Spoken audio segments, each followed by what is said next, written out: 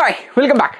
+1 public എക്സാമിലെ ഏറ്റവും അവസാനത്തെ പരീക്ഷയാണ് ഇംഗ്ലീഷ് എന്ന് പറയുന്നത്. ഈ കഴിഞ്ഞ പരീക്ഷകളൊക്കെ കെമിസ്ട്രി, ഫിസിക്സ്, ബയോളജി, മാത്സ് ഒക്കെ ചിലതൊക്കെ നമ്മളെ വെള്ളം കുടിപ്പിച്ചിട്ടുണ്ട്, ചിലതൊന്നും വലിയ പ്രശ്നമില്ലാണ്ട് പോയിട്ടുണ്ട്. പക്ഷേ ഈ പറഞ്ഞ പരീക്ഷകളൊക്കെ ഇല്ലേ, കെമിസ്ട്രി, ഫിസിക്സ്, ബയോളജി, മാത്സ് എന്നൊക്കെ പറയുന്ന എല്ലാ സബ്ജക്റ്റുകൾക്കും ഒരു പ്രത്യേകത ഉണ്ട്. ഇവിടെ നിങ്ങൾ അത്യാവശ്യം വൃത്തിക്കും വെടുപ്പിനും ഒക്കെ പഠിച്ചു പോയിട്ടുണ്ടെങ്കിൽ, ഉത്തരം അറിയാമെന്നുണ്ടെങ്കിൽ നിങ്ങൾക്ക് വലിയ പ്രശ്നമൊന്നും ഉണ്ടായിട്ടുണ്ടാവില്ല. നിങ്ങൾ ഒരുവിധമൊക്കെ നന്നായിട്ട് തന്നെ എഴുതിയിട്ടുണ്ടാവും. പക്ഷേ ഇംഗ്ലീഷിൻ്റെ കേസിൽ അങ്ങനെയല്ല. ഇംഗ്ലീഷിൻ്റെ കേസിൽ നിങ്ങൾക്ക് ഒരു ഉത്തരം അറിയാമെന്നുണ്ടെങ്കിൽ നിങ്ങളുടെ മാർക്ക് പോകും. എന്തുകൊണ്ടാ? നിങ്ങൾ നിങ്ങളുടെ സീനിയേഴ്സിനോടോ അല്ലെങ്കിൽ കഴിഞ്ഞ ബാച്ചുകളോടൊക്കെ ചോദിക്കുക. അവർക്ക് ആർക്കും മാർക്ക് പോയതില്ലേ ഉത്തരം അറിയാത്തത് കൊണ്ടോ പഠിക്കാതെ പോയതുകൊണ്ടോ അല്ല. ഇവിടെ ഒരുപാട് പ്രശ്നങ്ങൾ വരുന്നുണ്ട്. സമയത്തിന് എഴുതി തീർക്കാൻ പറ്റാത്തത് ഒരു പ്രശ്നമാണ്. അല്ലെങ്കിൽ നമ്മൾ പാനിക്കായി പോകുന്നത്, നമ്മൾ എക്സാം ഹാളിൽ പാനിക്കായി പോകുന്നത് അതൊരു പ്രശ്നമാണ്. നമുക്ക് ഓരോ ചോദ്യത്തിനും എത്ര എഴുതണം, എത്ര പോയിന്റ് എഴുതണം എന്നറിയാത്തത് ഒരു പ്രശ്നമാണ്. ഇത്രയും പഠിക്കാനുള്ളത് ഒരു പ്രശ്നമാണ്. ഇതൊരു രാത്രി കൊണ്ട് എങ്ങനെ ഇതെല്ലാം പഠിച്ചു തീർക്കാൻ പറ്റും എന്നുള്ളൊരു പ്രശ്നമാണ്. അതുപോലെ തന്നെ നമുക്ക് ഗ്രാമറിൽ വലിയ പ്രാക്ടീസ് ഇല്ലാത്തത് പ്രശ്നമാണ്. നമ്മുടെ മനസ്സിൽ ഉത്തരമുണ്ട്, പക്ഷെ അത് എങ്ങനെയാണ് ഒരു ഇംഗ്ലീഷിലേക്ക് ഫ്രെയിം ചെയ്ത് എഴുതേണ്ടത് എന്നറിയാത്തത് ഒരു പ്രശ്നമാണ്. ടൈമിനെ മാനേജ് ചെയ്യാൻ പറ്റാത്തത് ഒരു പ്രശ്നമാണ്. റൈറ്റിംഗ് സ്കിൽസ് ഇല്ലാത്തത് ഒരു പ്രശ്നമാണ്. അങ്ങനെ ഒരുപാട് പ്രശ്നങ്ങളുണ്ട്. ഇന്ന് നമ്മൾ നോക്കാൻ വേണ്ടി പോകുന്നത് ഇംഗ്ലീഷ് പരീക്ഷയിൽ കാലാകാലങ്ങളായിട്ട് നമ്മൾ ഫേസ് ചെയ്യുന്ന കുറച്ച് പ്രശ്നങ്ങളും ആ പ്രശ്നങ്ങളുടെ പ്രശ്ന പരിഹാരങ്ങളുമാണ് ഇന്ന് നമ്മൾ നോക്കാൻ വേണ്ടി പോകുന്നത്. ഓക്കെ, പ്രശ്ന പരിഹാരങ്ങളാണ് നമ്മൾ നോക്കുന്നത്. ഓക്കെ, നോക്കിക്കോ. ഒന്നാമതായിട്ട് നമുക്ക് പറയാനുള്ള പ്രശ്നം എന്ന് പറയുന്നത്, നമുക്ക് ഏകദേശം ഒരു 6 യൂണിറ്റുകളിൽ നിന്നായിട്ട് ഒരു 19 ചാപ്റ്ററുകൾ പഠിക്കാനുണ്ട്. ഈ ഒരു ഹിമാലയ പർവ്വതമാണ് നമ്മൾ ഒരൊറ്റ ദിവസം കൊണ്ട് അങ്ങോട്ട് പഠിച്ച് ഛർദ്ദിക്കാൻ നോക്കുന്നത്. പോസിബിൾ അല്ല. അതുകൊണ്ട് തന്നെ ഈ 19 ചാപ്റ്ററുകളിൽ നിന്ന് ആവശ്യമായ കാര്യങ്ങൾ മാത്രമേ നമുക്ക് പഠിച്ചെടുത്ത് അത് അടുത്ത ദിവസം നമുക്ക് എഴുതി ഫലിപ്പിക്കാൻ പറ്റുള്ളൂ. അല്ലാതെ നിങ്ങൾ ഈ ടെക്സ്റ്റ് ബുക്കിലുള്ള 19 ചാപ്റ്ററുകളും ഇരുന്ന് വായിക്കാൻ തുടങ്ങിക്കഴിഞ്ഞാൽ അത് തീരൂല. തലേ ദിവസമല്ല, ഇനി വരുന്ന ഈ 3 ദിവസം കൊണ്ടും പ്രാക്ടിക്കലി നടക്കൂല. ഞാൻ പ്രാക്ടിക്കലി എന്നാണ് പറഞ്ഞത്. അതായത് ഈ വലിയ ടെക്സ്റ്റ് ബുക്ക് അങ്ങനെ പഠിച്ച് അത്രയും തന്നെ സമയമെടുത്ത് പഠിക്കാനുള്ള ലക്ഷ്യം ഒന്നും നമ്മുടെ മുന്നിലില്ല. നമുക്ക് ആകെ ഒരു 2 ദിവസം അല്ലെങ്കിൽ 2.5 ദിവസമേ ഉള്ളൂ.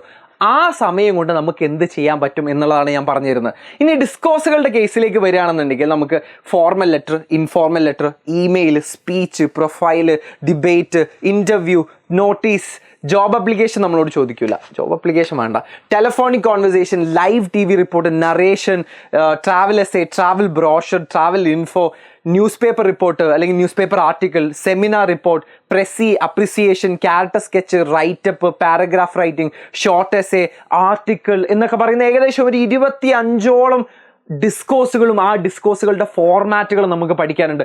ഈ പറഞ്ഞ 19 ചാപ്റ്ററുകൾ സമ്മറി നമ്മളോട് ഒരിക്കലും ചോദിക്കാൻ വേണ്ടി പോകുന്നില്ല. ആ ചാപ്റ്ററുകളുടെ സമ്മറി എത്രത്തോളം ഇമ്പോർട്ടൻ്റ് ആണോ അത്രയും ഇമ്പോർട്ടൻ്റ് ആണ് നമ്മൾ ഈ പറഞ്ഞ ഡിസ്കോഴ്സുകൾ പഠിക്കുക എന്ന് പറയുന്നത്. സോ ഇത് ഒരു രാത്രി കൊണ്ട് പഠിക്കുക എന്ന് പറയുന്നത് ലിറ്ററലി ഇമ്പോസിബിൾ ആണ്.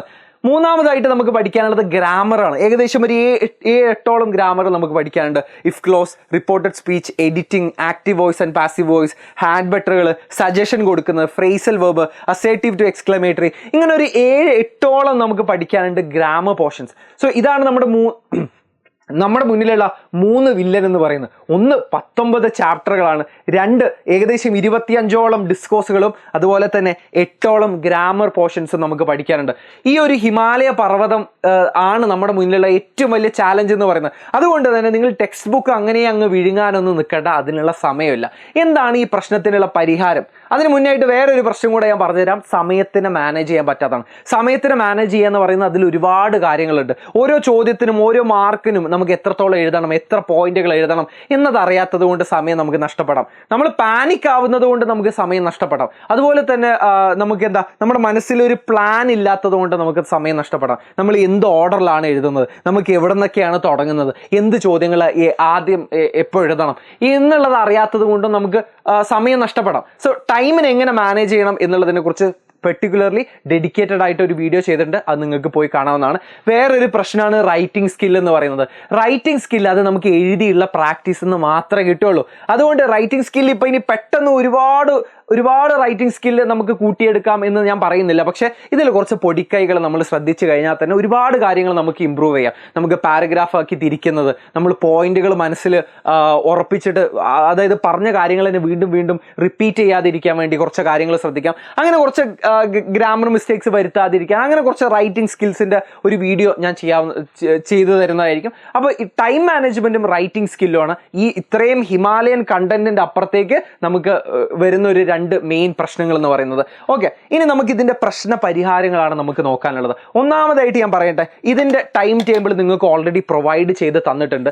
എന്നാലും പറയാണ്, ഇന്ന് 26, നിങ്ങൾ ഈ വീഡിയോ കാണുന്നത് 26-നായിരിക്കും എന്നാണ് എൻ്റെ വിശ്വാസം. ഇനി 27-നാണ് നിങ്ങൾ കാണുന്നുണ്ടെങ്കിലും ഈ 26-ാം തീയതി നമ്മൾ ചെയ്യാൻ പോകുന്ന ലൈവ് എന്ന് പറയുന്നത് ഓൾ ചാപ്റ്റർ സമ്മറിയാണ്. ഞാൻ പറഞ്ഞല്ലോ, നമുക്ക് ഇത്രയും പോർഷൻസ് പഠിക്കാനുള്ളത് കൊണ്ട് തന്നെ ഇത് തലേ ദിവസത്തേക്ക് വെച്ച് കഴിഞ്ഞാൽ ഒരിക്കലും തീരുമില്ല മക്കളെ, അത്രയുണ്ട് നമുക്ക് പഠിക്കാൻ.